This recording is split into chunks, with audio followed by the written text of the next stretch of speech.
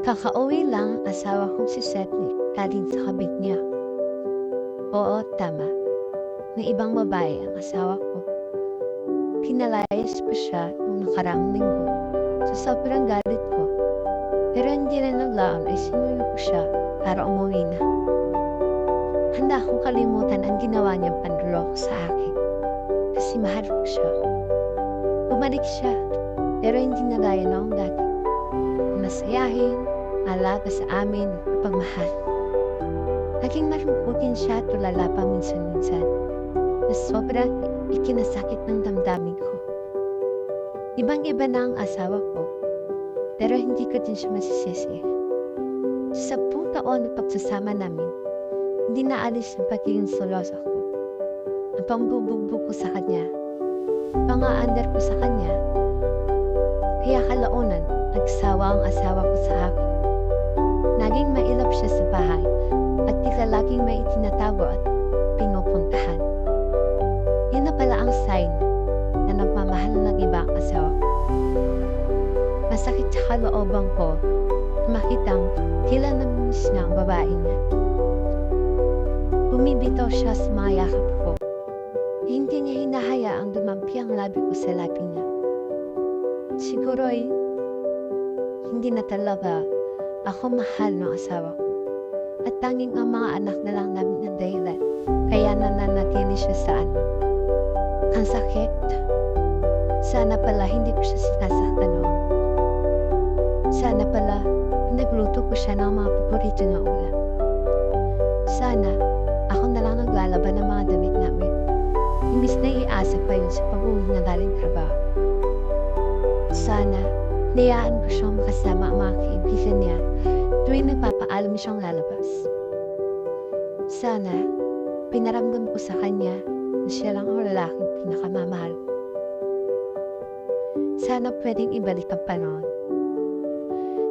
Kita ko ang luha na pumatak sa mga mata niya habang nakatingin sa kalangitan. Nasasaktan siya gaya ng nararamdaman ko ngayon. Nilapit ako si Seth. Han? Nauutal kong tawag sa kanya. Nilangon naman niya ako gamit ang blanco niya ekspresyon. Sino ba si Nani? Sige ako na mag-aalaga sa kanya.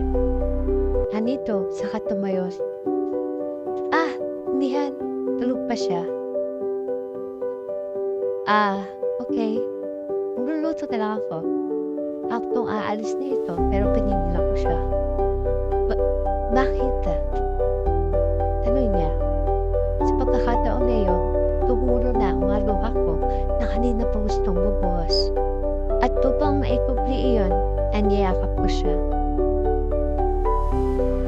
Alam ko na nahihirapan ka na Han.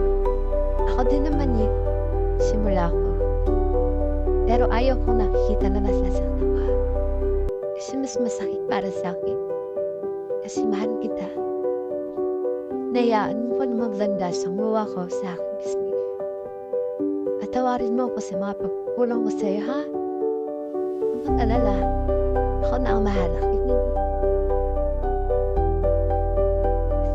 Ang hiling ko lang ay sana tulungan mo ko sa financial na gustusin sa kanya. Ano ba ang pinagsasabi mo? Ramdam ko ang pagiging sa boses ng asawa ko. Umito ako sa pagkakayahap ko sa kanya. Inayos ko ng mga damit mo, Han. Pwede ka na pumunta sa kanya na hindi kailangan na ilihim mo o itago siya. Hindi niya na kailangan na magtapo pumuslik para lang makalabas kayo. Nakatitik ko na sabi sa kanya. Pinapalaya na kita, Seth. Bumuhos na ang napakaraming luha sa aking mata. Ang hirap, masakit sa dibdib, ang bigat sa pakiramdam. Gusto kong maduwal sa nervyos. Sakit na natatama ko ngayon. Mahal na mahal ko ang asawa ko. Hindi ko lang naipakita at naipaparamdam ng maayos sa kanya. Pero, pinangako ko na siyang una't huli ko na mamahalin. Sena. Now, Han, please. I know you love her. Totoo. Ang sakit. Pero mahal kita eh. Ani ko. Huwag kang mag-aalala. Kaya ko to. At kakayanin ko para sa anak natin. At pati na rin sa sarili ko. Just Liwan, bago pa magising na anak mo at hanapin ka sa akin. Ayawan ko ba pero inugdadasal ko na sana hindi niyo sundin ang sinasabi ko. Sana huwag siyang umalis at mag-stay na lang sa amin. Oh, okay. Sabi niya. Nung kuluhan ako, okay? As in, okay? Aalis na siya? Hindi na siya nagsalita. Pero sinawag na nang sumunod niyang ginawa ang tanong ko.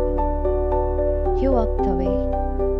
Iniwan niya ako habang nakatayo sa ilalim ng buwan. I counted from 1 to 10, praying he'll come back. Bumigat ang aking nararamdaman. Lumakas ang ngiti at pag-iyak ko. Nagkahalo ang uhog at luha na dumandari sa aking mukha. Wala na si Cedric. He really loves my ex-best friend, Katat. Pero wala naman ako magagawa. Kaya noon nga talaga kapag first. They are really the destined. Hindi, I am just saying, saling pusa, that their love story. Iwi, this is what they called the bad karma. I deserved it. Hindi ako na iniyak ang sakit sa puso na nararamdaman ko ngayon. I totally deserved it. Siguro, kung hindi ko pinigot sa Cedric noon, ay masaya siya sa piling ni Katin. Siguro, hanggang ngayon, nagkaibigan pa din kami ng best friend ko. Siguro, hindi mawawala ng ama ang anak ko. Siguro, sa akong tanyak ng Motelo. Hindi lang ako nagpadalos-dalos sa pag-ibig noon. Sana wala ako sa sitwasyon na ito ngayon. Problematic at malungkot. I should have considered my motto when I was in junior high. Love can wait. Love will find you. Don't find love.